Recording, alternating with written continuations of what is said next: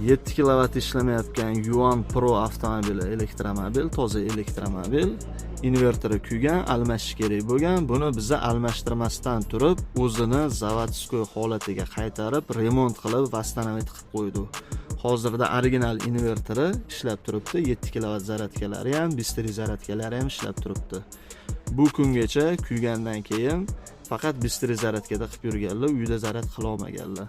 Bundan keyin bemalol uylarda ham, ko'chada ham zaryad qila olinglar.